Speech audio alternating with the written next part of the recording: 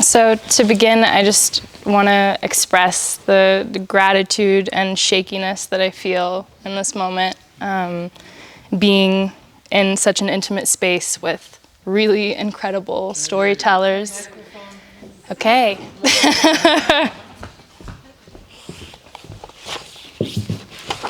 Am I holding it? You want me to get you a stand? I can do it. Yeah? Yeah. Okay. Can you hear me now? Is that better? Okay. Yeah, so I'm wanting to express my gratitude and the shake that I'm feeling in my body right now. And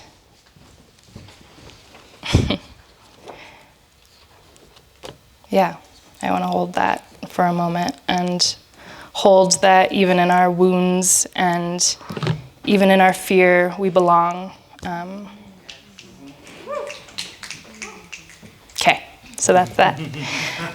So the first piece that I want to share, I wrote about meeting my dad 4 summers ago now. And it's called Sweet Yams and Honey.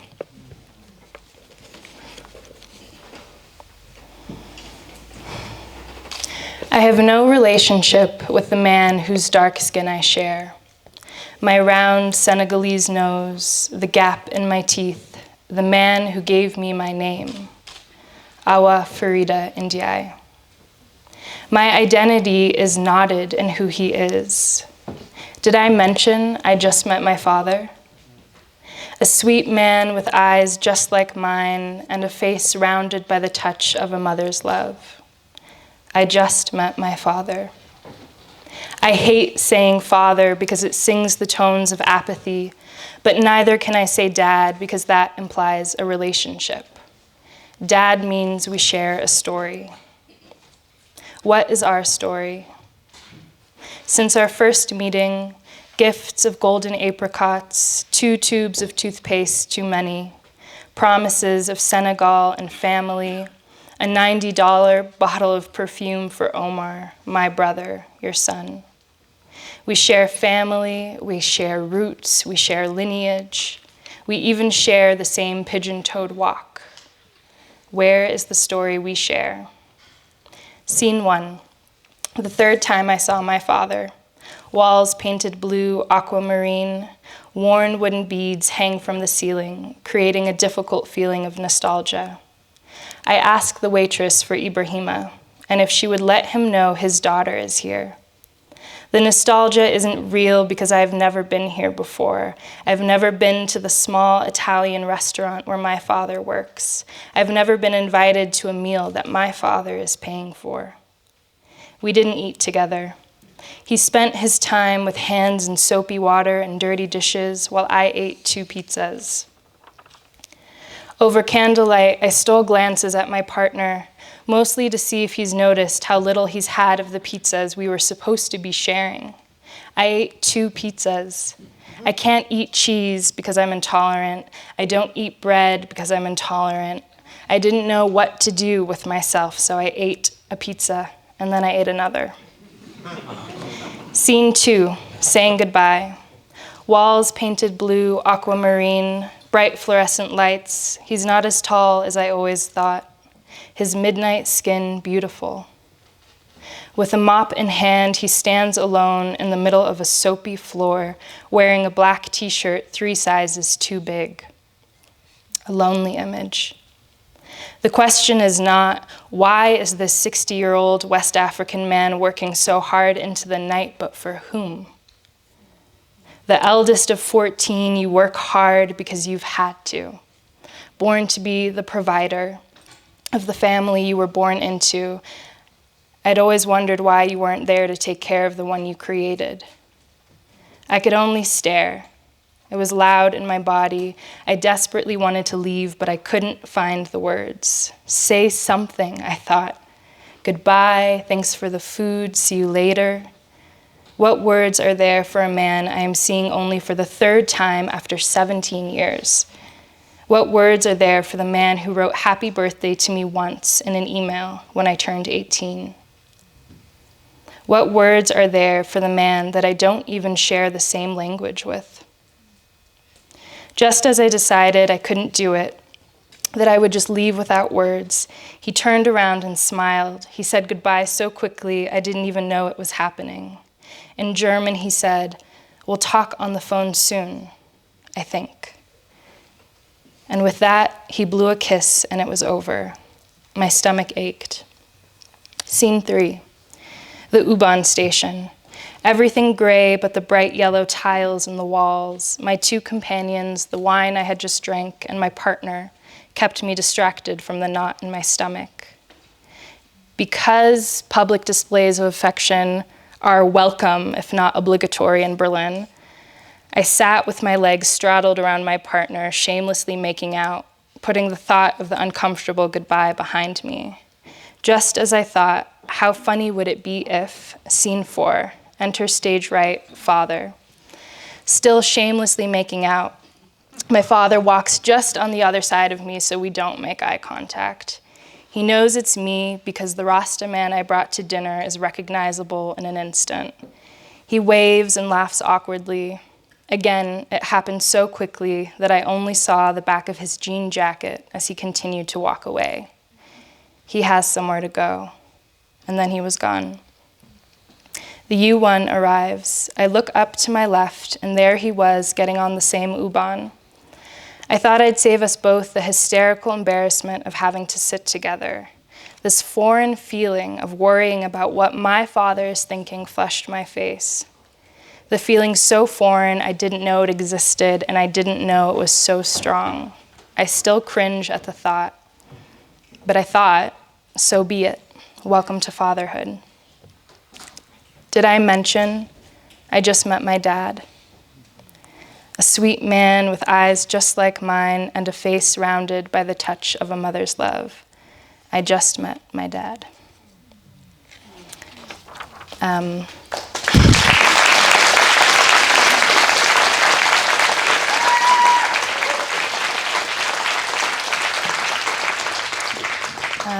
And so I have a second piece if I think I have a little bit more time.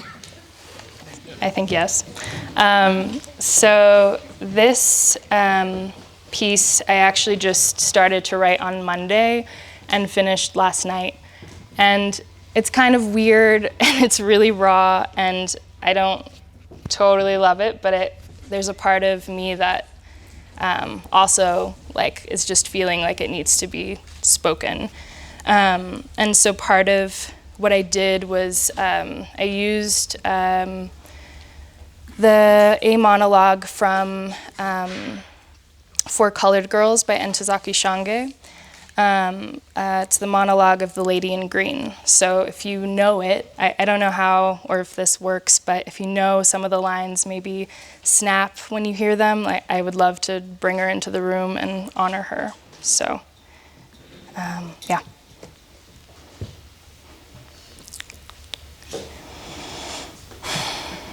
Somebody almost walked off with all of my stuff.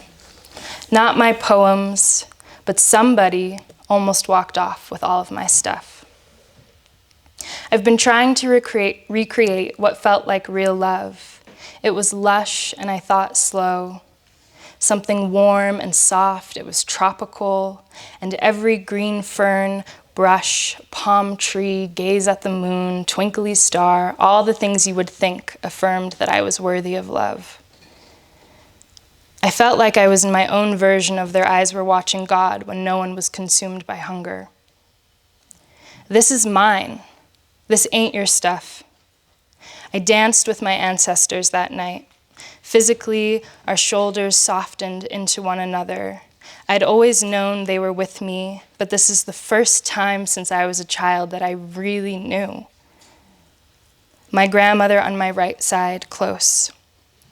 Since I can remember, I always thought, I hoped, I wished the lead singer of a band, or even the saxophone player, especially the saxophone player, would just look at me for longer than a moment and affirm me somehow.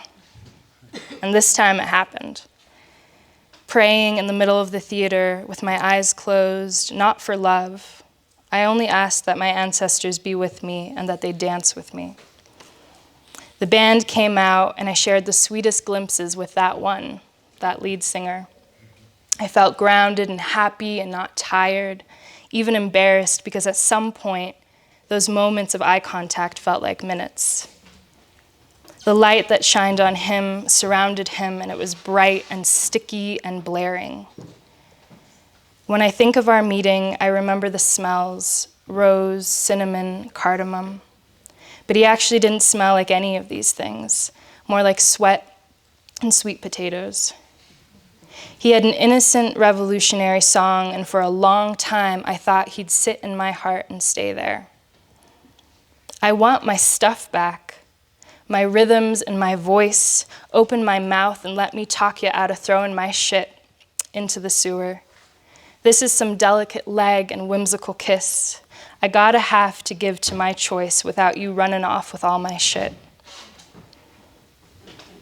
I was rounded and plump at that time. Thinking of it now, I love this image of myself, round. I was round, and I was brown, and I was loved, and I loved being loved. He loved me all tender-like, and this was a first for me, being with someone who was also Black. Not someone who wanted to be or who was passing. This was never intentional. There aren't that many of us here in Santa Fe. And more than anything, I needed those boys, those men as my brothers, because again, there aren't that many of us, but we're here. And then I moved to Boulder, and Boulder is as white gets. Here was a man who I shared something as powerful as ancestry with, and he was really Black. He had his 18th birthday thrown by Q-Tip, made his musical debut with musicians made of dream stuff. He was surrounded by goodness, is the reason I mention it, not to name drop. He was surrounded by goodness. I want my things. At some point, I wanted back my things, the stuff of me. I wanted him to stop giving me his.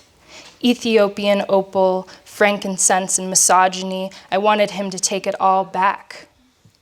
I wanted back my roundness. I wanted back my breasts. I want back my books. And I wanted back the love that loved me enough to say goodbye. Somebody almost run off with all of my stuff, and I was standing there looking at myself the whole time.